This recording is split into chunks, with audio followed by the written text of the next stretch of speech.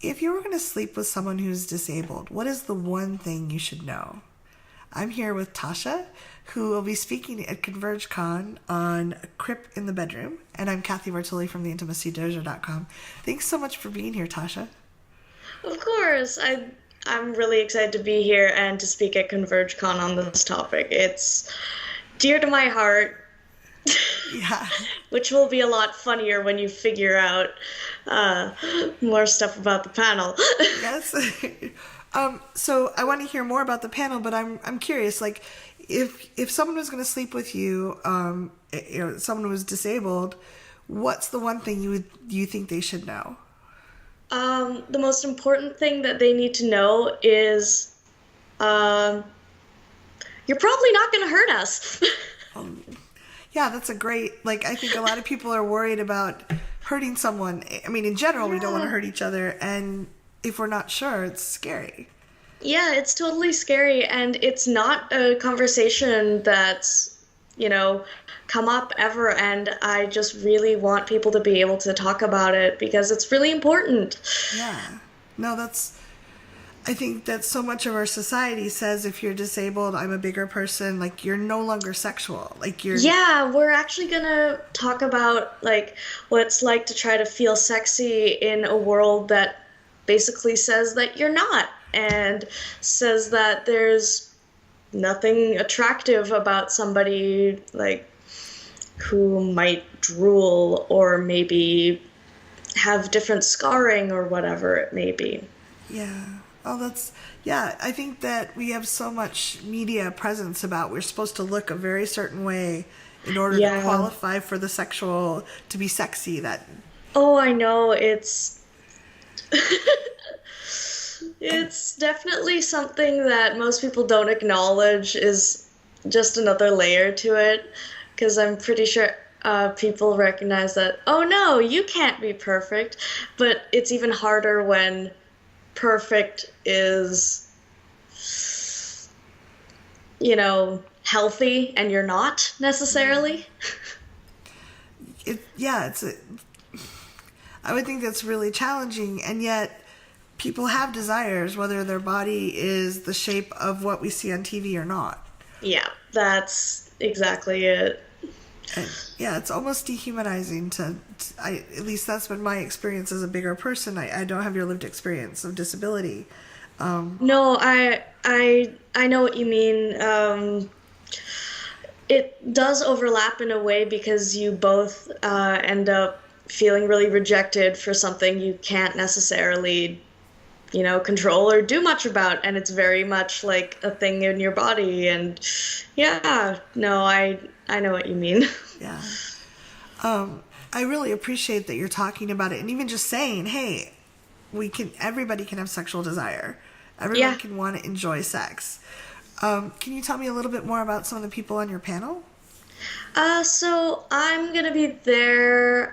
We've got Q, my friend who's going to be hosting. They're actually an educator that came up with the idea themselves and basically ended up bringing a bunch of people together. And even though other people won't be physically present for the panel, we've asked a bunch of like our disabled and crip friends to answer a bunch of questions. Oh, wow. And we're going to talk and mention their answers as well, because a panel of 3 people can't cover the experience of very many, right? And it's a diverse people come from a lot of diversity. There's a lot of different challenges people face. Yeah, that was kind of the point of getting other people to answer the questions, because we've also got people who are asexual answering the questions because, hey, guess what? Everything overlaps. Yeah. Your identity, everything just overlaps. It's not necessarily a thing people think about, but yeah, it totally does. That's very clever to do that, to have the different feedbacks. That's wonderful. Yeah, I just thought it was really important, and Q and everyone else thought it was really important that even if they couldn't physically be present, we try to like lift up as many voices as we could with this panel. Yeah. No, I love that. So, when you're talking about this, are you going to be sharing different things people could do to feel more comfortable connecting with someone who has a disability? We're actually trying not necessarily to center it around like the comfort of abled people. Right. We're trying to basically, um, oh, I don't know, make the conversation more about, hey, this is very much a thing, and um, this is something that you need to listen to and you need to pay attention, and Yeah. this is important.